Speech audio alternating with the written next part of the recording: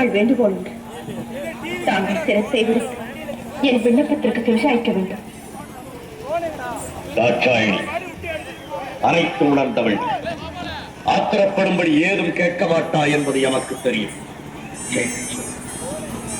பிள்ளைகள் வளர்ந்து ஆளாகிவிட்டால் பெற்றோர்களுக்கு கட்டுப்பட்டவர்கள் தான். ஆண் பிள்ளையாக இருந்தால் அந்திய காலம் வரை பெற்றோருக்கு கட்டுப்பட்டார். பெண்ணாக பிறந்து விட்டால் பருவம் அடைந்த பிறகு மற்றொருவருக்கு மாலையிட்டு விட்டால் கணவனுக்கு தான் கட்டுப்பட்டார். மற்றொருவருக்கு மாலையிட்ட பின் பெற்றவர்களை அந்த பெண் மறந்துவிட வேண்டியிருந்தான். சுற்றி வளைத்து நீ எங்கு வருகிறாய் என்று எனக்கு புரிகிறது. சுருக்கமாக சொல். கோபப்பட்டு விடாதீர்கள். மறுமுறையும் மன்றாடி கேட்டுக் கொள்கிறேன். என்ன கேட்கப் போகிறாய்? என் தந்தை தர்ச்சனை நடத்தும் யாகத்திற்கு சென்று வர வேண்டும் என்று மனதில் தோன்றுகிறது. உத்தரவு கொடுப்பீர்களா? என்னை அவமானப்படுத்த வேண்டும் என்பதற்காகவே எனக்கு அழைப்பு விடுக்காமல் யாகத்தை தொடங்கி இருக்கிறான் தட்சன். எனக்கு வழக்கமாக சேர வேண்டிய அவர் பாகத்தையும் தான் மறுக்கிறான். அப்படிப்பட்ட கொடியவன் நடத்தும் யாகத்திற்கு நீ செல்வதா? நீ தந்தையாக இருப்பதா? அவன் தவறை மறைப்பதா? அதற்கு நான் உத்தரவு தருவதா? அவர் அழைத்த மறுப்பதையும் அவர்தான் கொடுக்காமல் இருப்பதையும் குற்றம் என்று சுட்டிக்காட்டு. உங்களையும் வரவேற்று யாகத்தையும் முடியுங்கள் என்று அறிவுரை கூடத்தான் போகிறேன். அறிவு தட்சனுக்கு ஏராளம், அதைவிட ஆணவம் ஏராளம் ஏராளம். அந்த ஆணவத்தை அகற்றி நல்லறிவு புகட்டத்தான் நான் போகிறேன். உன்னால் முடியாது. ஏன் முடியாது? அவன் அழியும் காலம் வந்து விட்டது. அதை தடுத்து நான் நிறுத்துகிறேன். நடக்காது. ஏன் நடக்காது? அவன் விதி முடிந்து விட்டது. அந்த விதியை என் மதியால் வெல்லுகிறேன். வேறையே அவமானப்பட்டு திரும்ப போகிறாய். இல்லை, என் தந்தை ஈசனுக்கு விரோதி என்ன என்ற அளவிற்கு அவர் மனதை மாற்றிவிட்டு வெற்றியுடன் திரும்பி வருகிறேன். பெண்ணுக்கு பிறந்த வீடு காப்பதமா அல்லது புகுந்த வீடு நிரந்தரமா? இதற்கு பதில் சொல்லிவிட்டு பிறந்த வீட்டிற்கு பெருமையும் புகுந்த வீட்டிற்கு நற்பெயரும் தேடி தருவதுதான் பெண்ணின் கடமை. ஆனால் நீ கணவன் சொல்ல மீறி தந்தையை காண செல்கிறார். என்ன செய்வது? பாசம் என்னை தூண்டுகிறது. வளர்த்த கொடுமை என் நெஞ்சத்தை வாட்டுகிறது. போவது உங்களுக்கு பிடிக்கவில்லை, போகாமல் இருக்க என்னால் முடியவில்லை. பிறந்த வீட்டிற்கும் புகுந்த இடத்திற்கும் விரோதம் ஏற்பட்ட பிறகு பெண்ணாக பிறந்தவள் இருப்பதை விட இறப்பதே மேல். தந்தையின் பாகம் என்னையும் இரு அளவுக்கு வந்துவிட்டது. அவர்தான் என்னை மன்னியுங்கள் என்று வர உத்தரவிடுங்கள். விதி உன்னிடமும் விளையாடுகிறார். போய் வா என்று சொல்லுங்களே.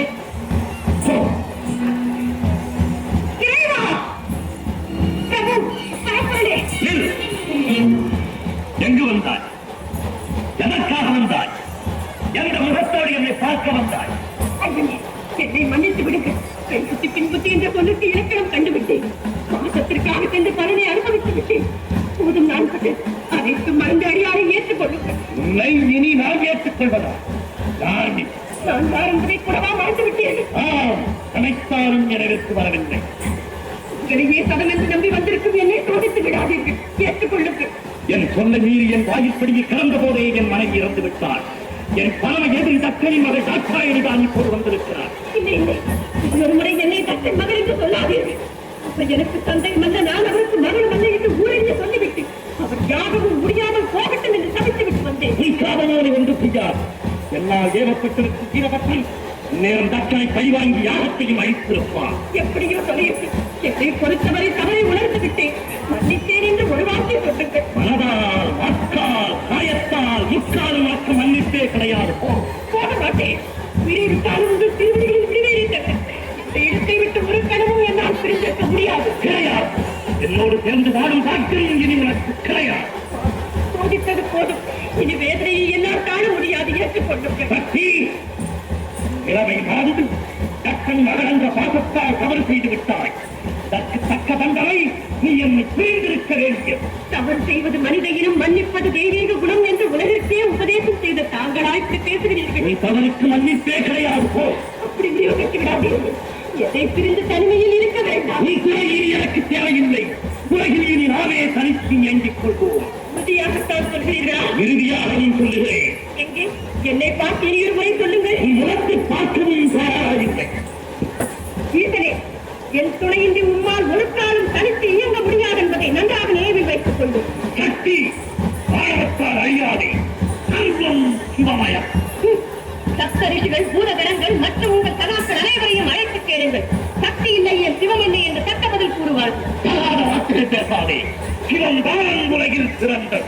இல்லை, சக்திதான் உலகில் உயர்ந்தவள். சிவம் இல்லையே சக்தி இல்லை, சக்தி இல்லையே சிவம் இல்லை.